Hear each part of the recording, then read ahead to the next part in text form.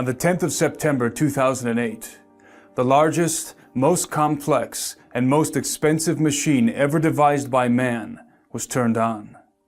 The Large Hadron Collider, or LHC, is a 17-mile-long ring of superconducting electromagnets buried approximately 300 feet beneath the ground near the city of Geneva on the Franco-Swiss border.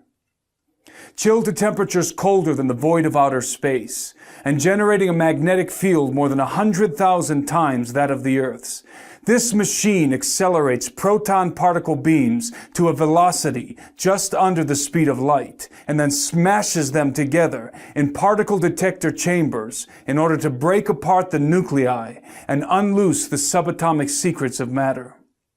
At full power, the LHC produces roughly 600 million collisions per second, creating fleeting, minuscule atomic explosions up to 1 million times hotter than the interior of the Sun.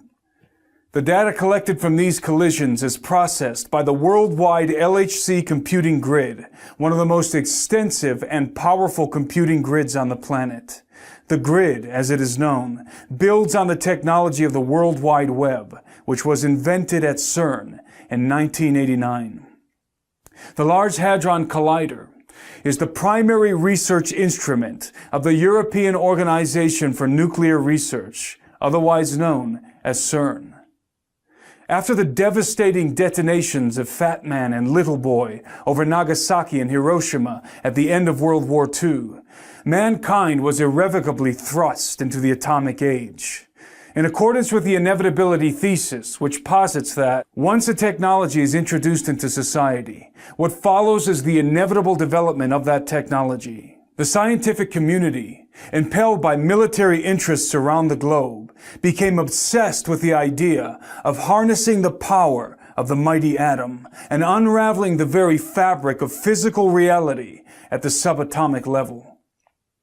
CERN is the largest scientific consortium in the world, involving thousands of top physicists from 21 member states, all working in tandem to discover the fundamental elements that hold the universe together. While this admitted objective of CERN seems innocent enough, and even laudable in a sense, there are deep concerns about potential unintended consequences and probable occult intentions. When analyzing a scientific endeavor as costly and ambitious as CERN, it is essential that we have a realistic understanding of the mechanisms and machinations that have been propelling technological advancement in the modern era. In a perfect world, the greatest accomplishments of science would be the product of goodwill toward men and the desire for peace and prosperity. However, in the practical world, the world in which we live, the greatest accomplishments of modern science are often facilitated and funded by men who have anything but goodwill and peace on their minds. In many cases, the most groundbreaking technological advancements, such as in the case of jet propulsion, rocket science, and nuclear fission, have been intentionally directed by incredibly malevolent individuals for dark and dangerous purposes. Scientists are rarely the evil villains scheming sinister plots in secret laboratories that Hollywood has often portrayed, with a few glaring exceptions, of course, and are usually zealously dedicated to their particular field of study, with noble or benign intentions at heart. However, this kind of religious commitment to science can engender blind apathy, if not willful ignorance, concerning the overarching implications and ill intentions of the benefactors facilitating their work. This is certainly the case of the brilliant men and women working at CERN, most of whom naively believe that the prime objective of their research is to merely understand what the universe is made of and how it all started at the Big Bang. Unfortunately, What they fail to realize, apart from the fact that they're working from a false premise to begin with, is that their research is very likely being used to advance a hidden agenda, the conspirators of which are well aware of who created the universe and are absolutely intent on making war with him and enthroning another in his place. CERN is an acronym derived from the French rendition of the designation European Council for Nuclear Research, which was a provisional council organized in the early 1950s with critical backing from the United Nations, whose task was to plan for the construction of a multinational European research facility that would be dedicated to the study and advancement of nuclear physics. On the 29th of September 1954, the Provisional Council was dissolved and the European Organization for Nuclear Research, or CERN, was born. As an interesting side note, the infamous Bilderberg Group was also conceived that same year, exactly 4 months later, on the 29th of May. Both of these organizations enjoy diplomatic immunity. Although the Provisional Council had been dissolved, paradoxically, the acronym of CERN remained, even though it did not correspond to the title of the new organization. It was distinguished physicist and one of the key pioneers of quantum mechanics, Werner Karl Heisenberg, who had inexplicably insisted that the original acronym of CERN remain in effect, as Tom Horn elucidates in his book, On the Path of the Immortals. Werner Heisenberg understood quite well what quantum physics implied for humanity. Inherent within this theoretical realm, populated by obtuse equations and pipe-smoking scientists, lies what I call the Babylon potential. This is the secret knowledge, the scientific imperative, informed and driven by spiritual advisors, that the Bible cites as the key to opening a gateway for the gods. It is Ente Menaki, Baba Alu, the opening of the Abzu, the doorway to hell. Tom goes on to explain that, although Heisenberg may or may not have known it, CERN is an abbreviated title for an ancient Celtic deity called Cernunnos. Cernunnos, whose name means horned one, is thought to be the god of death and rebirth and the lord of the underworld. He is often depicted with rings or torques around his stag-like horns or in his hands, which may symbolize the circle of destruction and restoration that he represents. To further concretize this idea, Cernunnos is also depicted with a ring in one hand and a snake in the other. Because of the cycle by which it sheds its skin, the snake has ever been a mystical motif of death and rebirth, destruction and restoration. In a reversed esoteric adaptation, the rings of the Large Hadron Collider could be representative of the rings of Cernunnos, and, by further associative interpretation, may very well reveal CERN's prime esoteric objective. I believe it does, and will address it at the end of this analysis.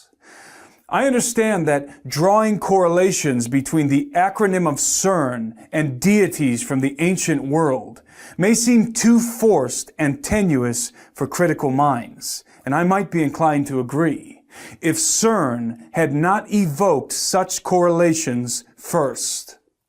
Rather than distance themselves from associations with arcane pagan deities, the directors of CERN welcomed and even celebrated the placement of a very unscientific icon in the courtyard of their main facilities.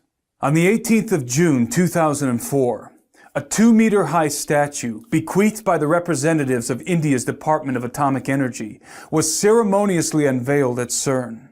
It was a statue of the Hindu god Shiva, engaged in the Nataraja, the cosmic dance of destruction. Shiva is one of 3 members of the Trimurti, the Hindu Trinity, in which the cosmic functions of creation, preservation, and destruction are personified in the forms of Brahma the Creator, Vishnu the Preserver, and Shiva the Destroyer, who is also known as the Transformer. It is important to understand that in Hindu mythology, Lord Shiva destroys the world in order to renew, restore, and reconstitute it. A commemorative plaque positioned next to the likeness of the dancing Shiva emblazons a quote from Austrian-born American physicist Fritjof Capra. It reads, in part, "Hundreds of years ago, Indian artists created visual images of dancing Shivas in a beautiful series of bronzes. In our time, physicists have used the most advanced technology to portray the patterns of the cosmic dance. The metaphor of the cosmic dance thus unifies ancient mythology, religious art, and modern physics." Think about this, says Steve Quayle in his book True Legends. A symbolic statue of what might be a fallen angel who promises to destroy things as we know them now and rebuild a new, improved universe, with a plaque basically saying the facility will be trying to unify mythology, religion, and physics. Skeptics will be quick to point out that the unifying of ancient mythology, religious art, and modern physics is only metaphorically represented in the dance of Shiva and has no practical application in the scientific activities of CERN. Again, I might be inclined to agree, except for the fact that CERN has been deliberately encouraging the coalescence of mythology, art, and physics in very bizarre ways. In 2014, a dance opera entitled Symmetry was performed and filmed at the CERN facilities, including inside of the Large Hadron Collider. Directed by filmmaker Ruben Van Leer and featuring the voice of American soprano Claren McFadden, Symmetry was a collaborative project involving not only choreographers and dancers from the production team, but many of CERN's own scientists.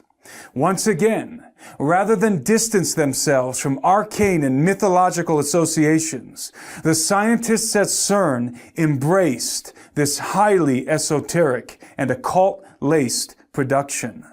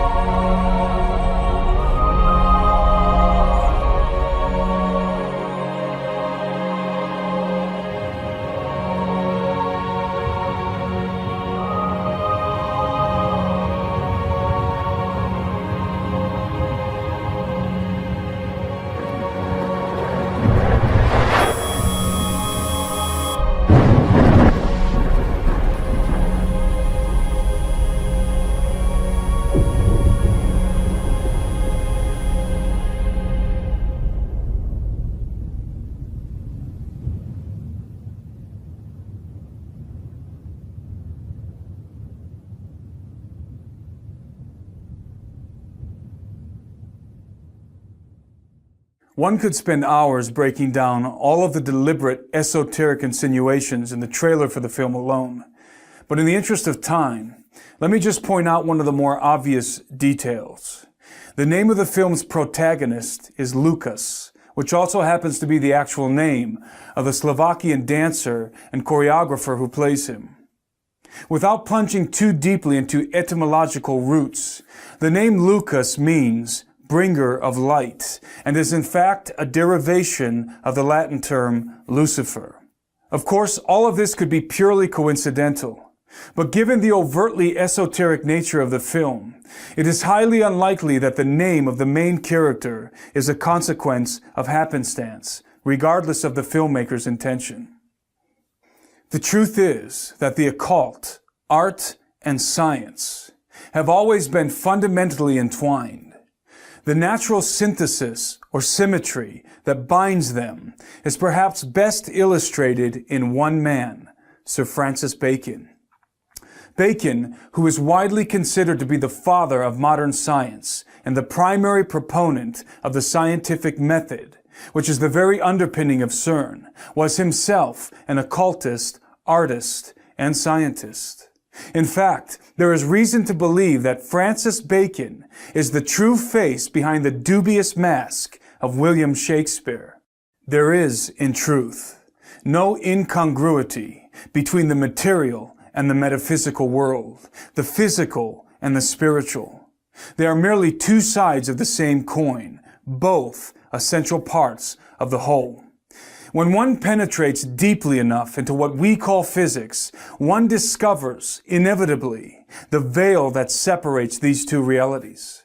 Occultists have always been aware of this fact. Even to Francis Bacon and his scientific contemporaries, many of whom were members of the mystery schools, deciphering the mechanisms of the material world was but the means to a far more important objective: to make contact with the entities lurking on the other side of the veil. This veil is often described as a dimensional doorway that allows access into realms beyond the perceivable world. The concept of unperceivable dimensions existing essentially in the same space we physically occupy is not only very probable, but also very widely accepted in the scientific community. Many top physicists are quietly hoping that the proton collisions happening at the Large Hadron Collider will puncture the fabric of our four-dimensional confine and allow us to peek through the keyhole, as it were, into another dimension or alternate universe. Some physicists have not been so quiet about this very real possibility. During a press briefing in 2009, Sergio Bertolucci, Director for Research and Scientific Computing at CERN, made the following curious statement. The Large Hadron Collider could open a doorway to an extra dimension, and out of this door might come something, or we might send something through it. There is no question that the scientists working at CERN hope to open a dimensional doorway. The real question is, what is the something that might come through when they do? Of course, for the particle physicist, the answer is simple. They hope to discover new particles that might exist on alternate dimensional planes. There is no doubt that this is the true and honest intention of the vast majority of physicists working at CERN. The problem is, as previously illustrated, that scientists, despite their best intentions, have always been little more than expendable tools in the hands of their benefactors. The pinnacle of science, for its elite occult practitioners, is not discovery, but contact. There are many indications that the power players of our world, including the Vatican, are preparing to make contact with the gods of the old world.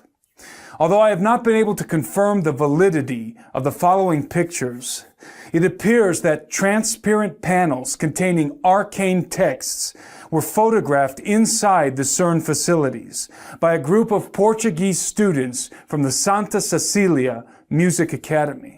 The texts have been described as greetings or invocations written in ancient languages, including Aramaic, Hebrew, Mandarin, and Sanskrit.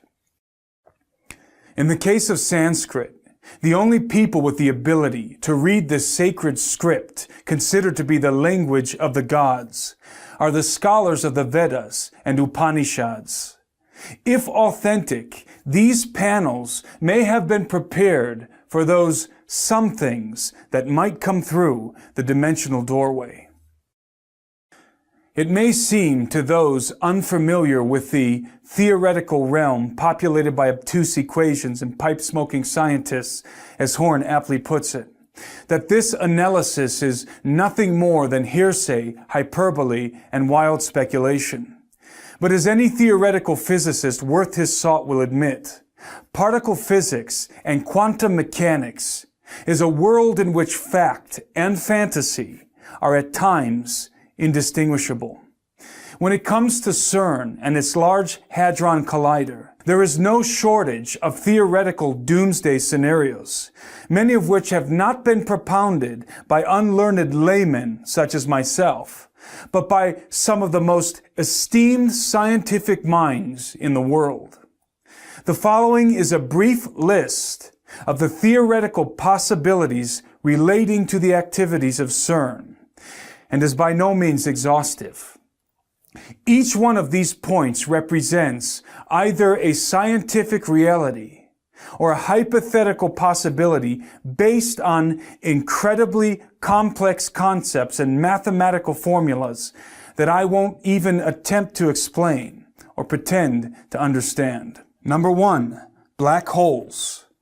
Perhaps the greatest fear among theoretical physicists concerning the LHC is that it might create uncontainable miniature black holes that could descend to the core of the planet and literally devour it from within. It is important to note that black holes are only theoretical constructs and have never been proven to exist. Black holes were first discovered as purely mathematical solutions of Einstein's field equations and are not necessary in Tesla's electric universe model. To date, black holes are science fiction. Number 2, antimatter weapons. Unlike black holes, antimatter is not theoretical. Not only can it be measured, but it is already being created and contained in the LHC, though in very small quantities for short periods of time, according to CERN. Antimatter has enormous explosive potential. A quarter gram of antimatter can produce an explosive yield equivalent to 5 kilotons of TNT.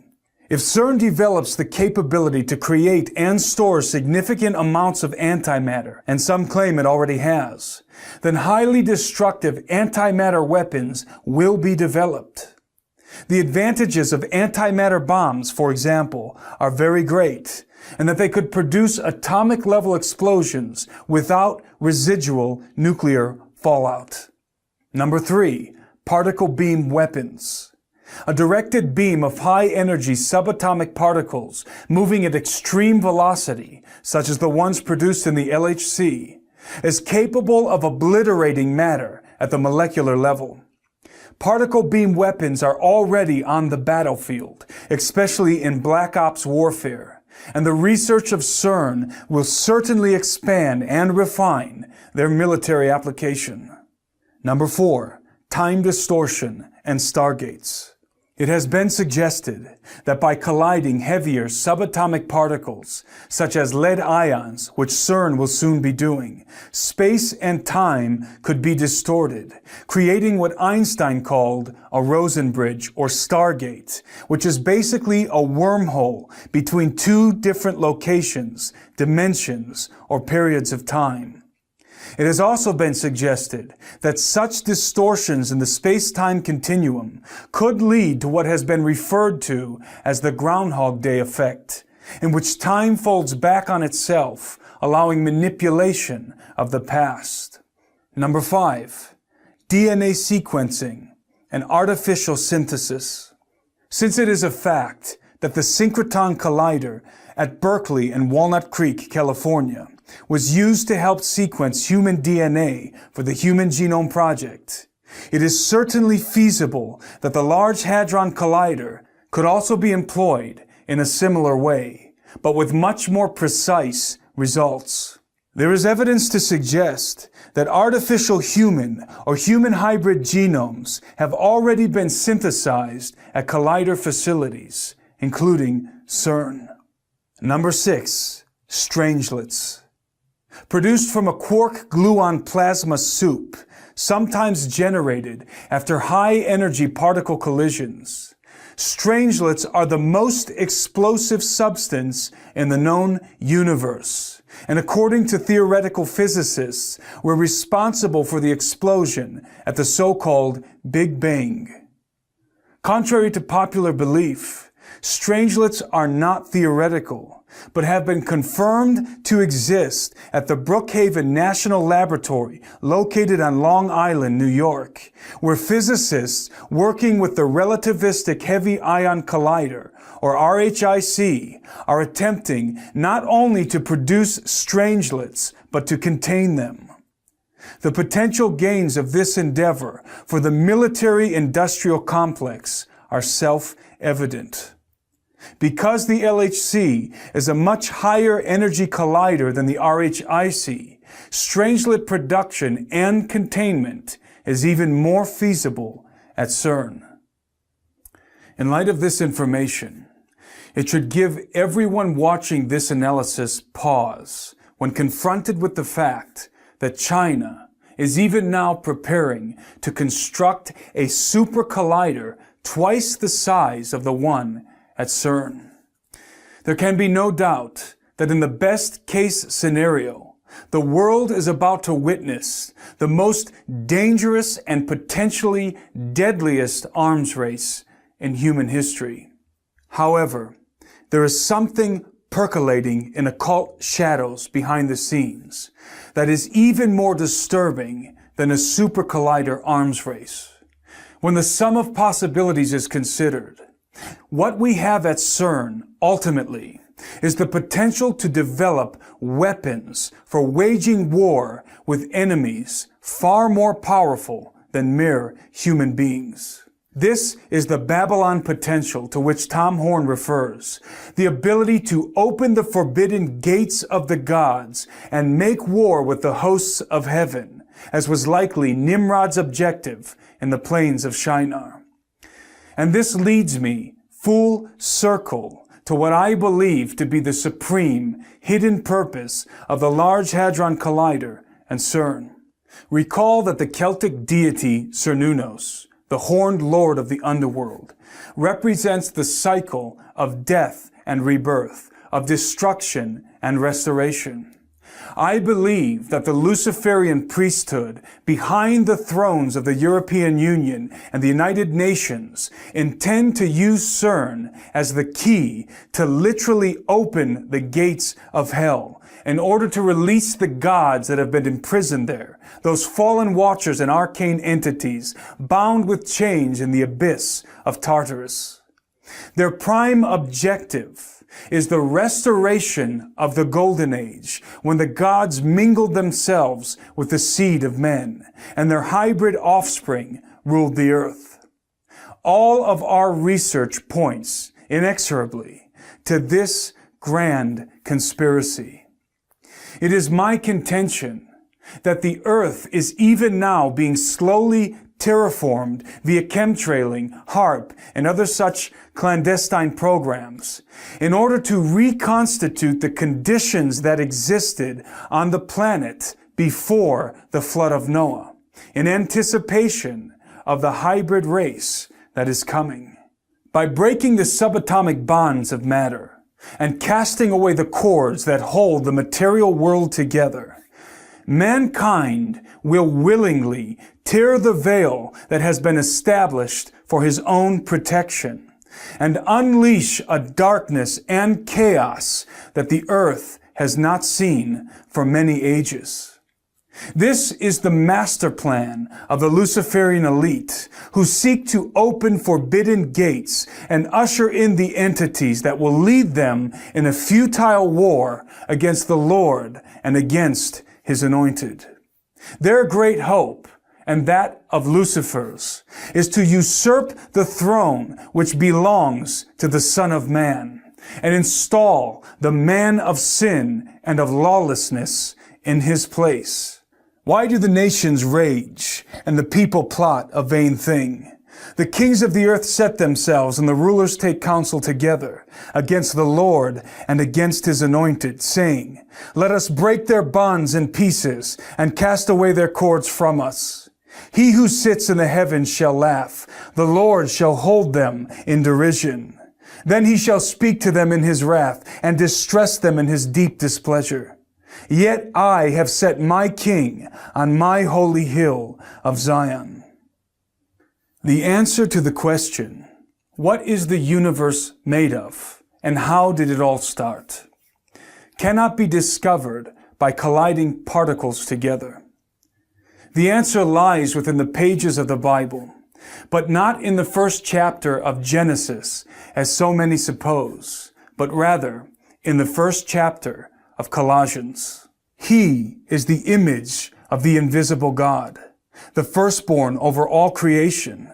For by Him all things were created that are in heaven and that are on earth, visible and invisible, whether thrones or dominions or principalities or powers. All things were created through Him and for Him, and He is before all things, and in Him all things consist. For more in-depth information on CERN and the Large Hadron Collider, see the research of Anthony Patch at anthonypatch.com. Reporting from Gen 6 Studios, I'm Timothy Alberino, and that's my analysis.